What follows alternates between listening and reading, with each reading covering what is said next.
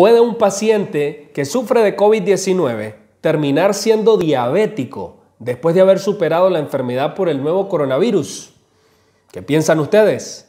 Quédese conmigo en este pequeño video y les voy a compartir información muy importante sobre el metabolismo de los azúcares en pacientes que sufren COVID-19. Recuerde darle like a nuestra página de Facebook, Dr. Osman Valdivia, internista, y compartir esta información con sus amistades o seres queridos. Recuerde que puede suscribirse a nuestro canal de YouTube, Primero Salud TV. Hay una relación estrecha entre diabetes y COVID-19.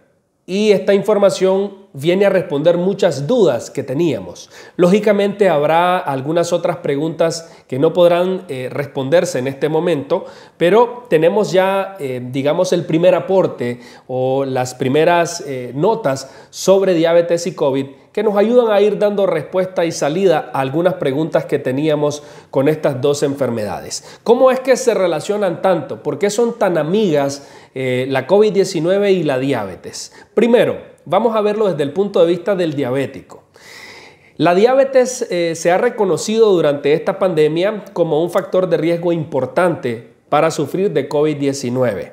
De hecho, los pacientes con COVID, una de las principales comorbilidades o enfermedades asociadas que han tenido es la diabetes. Algunos registros hablan de hasta un 30%. La diabetes por sí incrementa el riesgo de sufrir COVID, pero no solamente eso, sino que también incrementa la probabilidad de sufrir un COVID grave. Esto ocurre en 2.3 veces, es decir, hay 2.3 veces más riesgo de sufrir un COVID grave en un paciente diabético. Pero también existe 2.5 veces más riesgo de morir por COVID-19 en el paciente diabético. Los italianos, por ejemplo, aportaron algunas cifras que se acercan a los 2/3, es decir, 2/3 de las muertes por COVID-19 en Italia ocurrieron en pacientes diabéticos. Hemos venido sabiendo igual con el paso del tiempo, ya conocíamos, por ejemplo, que la diabetes es una enfermedad inflamatoria sistémica que maneja un nivel bajo de inflamación y que predispone a que el paciente con una enfermedad como la COVID-19 tenga una respuesta inflamatoria mayor. Entonces, visto desde el punto de vista de la diabetes, es una enfermedad que me aumenta el riesgo de sufrir COVID, me aumenta el riesgo de sufrir un COVID grave y me aumenta el riesgo de morir por COVID-19. Estos pacientes aumentaron sus tasas de hospitalización y sus tasas de muertes en el mundo. Pero si lo vemos desde el otro lado, desde la otra acera del paciente con COVID, ¿cómo es posible que un paciente con COVID-19 que tenía niveles normales de azúcar o de glucosa en sangre termina siendo diabético después de sufrir la enfermedad por el nuevo coronavirus? Primero se empezó a manejar en el ambiente médico que se habían encontrado en algunas autopsias de pacientes fallecidos por COVID el receptor del virus, la llamada proteína AC2 o ECA2 que se encarga de recepcionar al coronavirus en la célula. Fueron encontradas en células beta del páncreas niveles importantes de esta proteína y de esta forma se dijo, entonces quiere decir que está ingresando al páncreas y está generando problemas. Hace pocos días se publicó un artículo en la revista Cell Metabolism donde se dice que se encontró SARS-CoV-2, es decir, el nuevo coronavirus o el virus causante de la COVID-19 en las células beta del páncreas. ¿Y por qué es tan importante encontrar coronavirus en el páncreas? Recordemos que el páncreas es el órgano responsable de generar insulina y produciendo insulina regulamos los niveles de glucosa o de azúcar en la sangre. Si no tenemos correctamente esta función, nuestros niveles de azúcar estarán altos y a esa condición le llamaremos diabetes. Entonces, ¿dónde se produce la insulina? Sencillamente en las células beta del páncreas, precisamente donde hemos encontrado niveles de virus, de SARS-CoV-2.